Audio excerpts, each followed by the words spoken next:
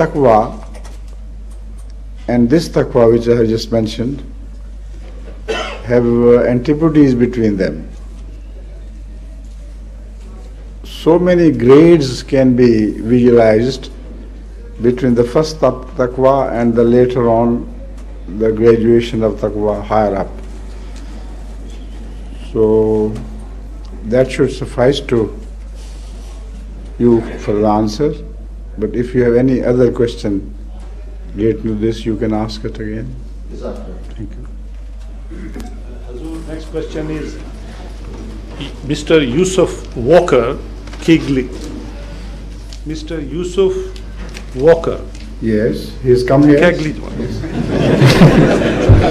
Assalamu alaikum, Hazur. Wa The question I was wanting to ask you was, in light of the current crisis in Israel and the Israeli commitment to building increased settlements, what would be your advice to the Palestinian people? To? The Palestinian people.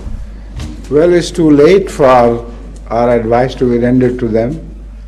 Long ago, before the Israeli problem was created there, my late father, Hazrat Mirza Bashiruddin Mahmud Ahmad, wrote an article, and this was distributed among the Arabs of that period.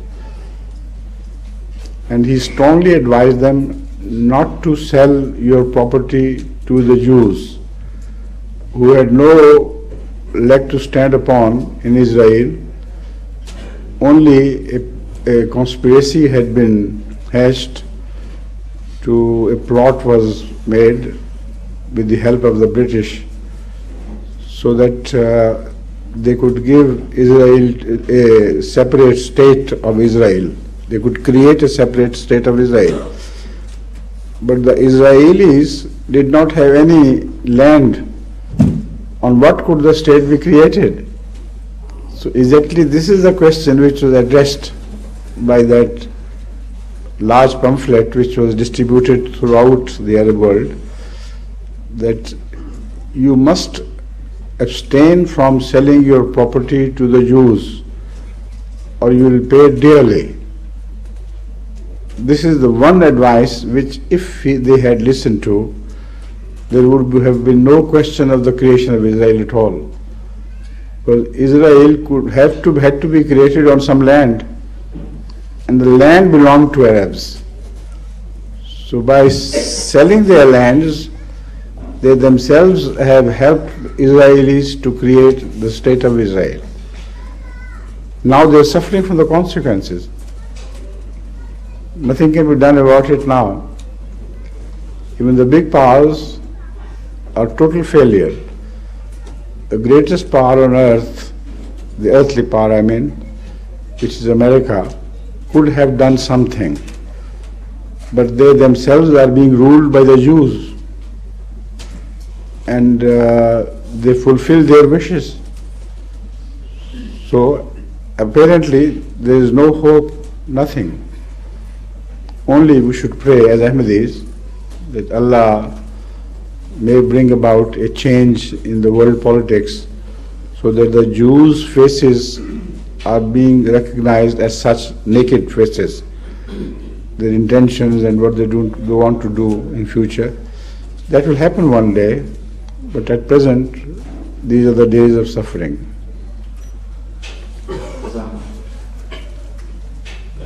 Next questioner is Nasir Bhatt Sahib Sutton.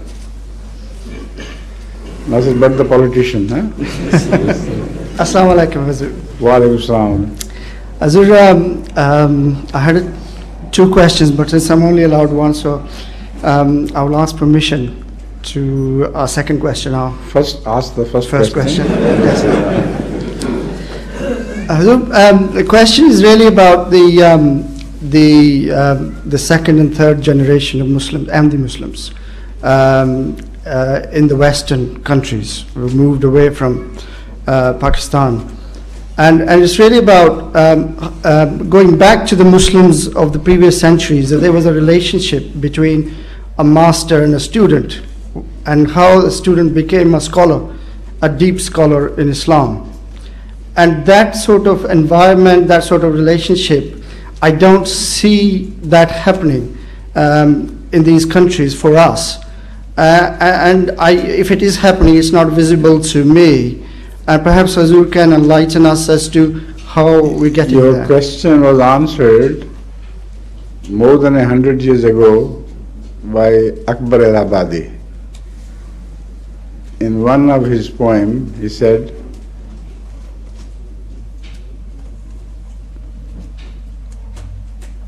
I'll just remember it.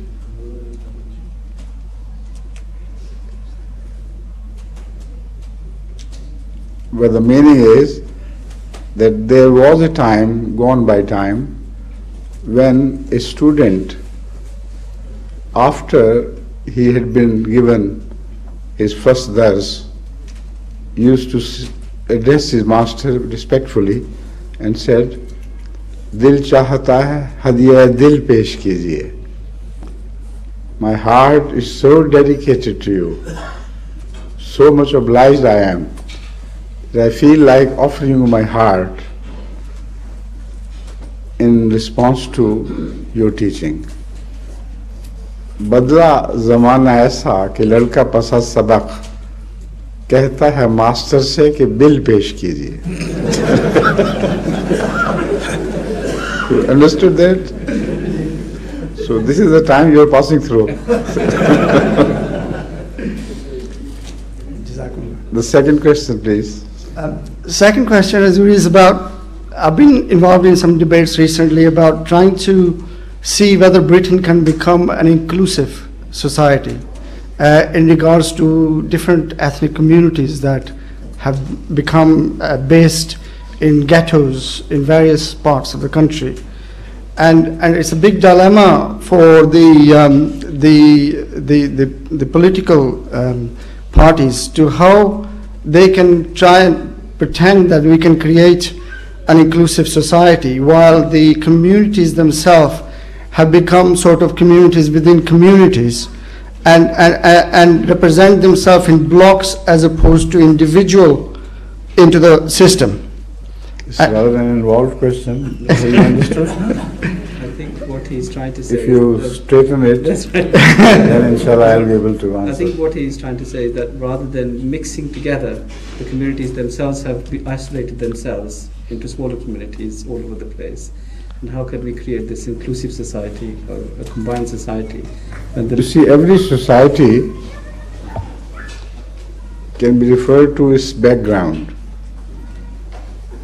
There are people who are called Pakistani societies.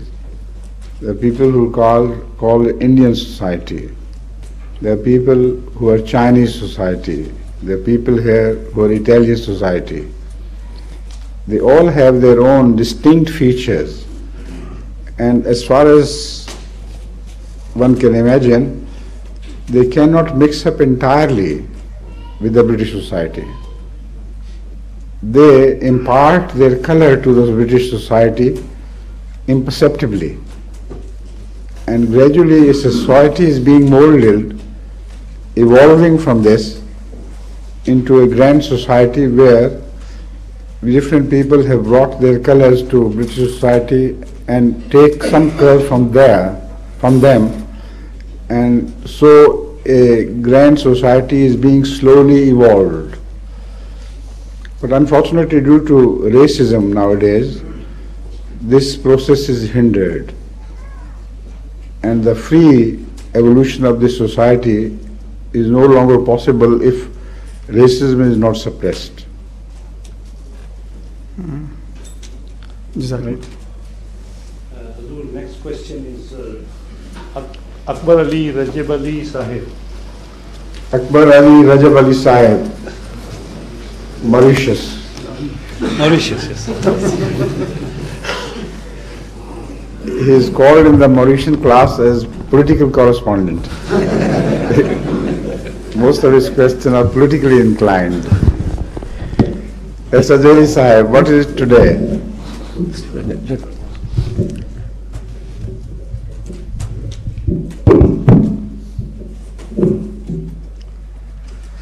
Huzur. Wa alaikum salam, rahmatullah. Huzur, throughout history there have been two powers, the Ottoman Empire and the European Empire. Which empire? Europeans.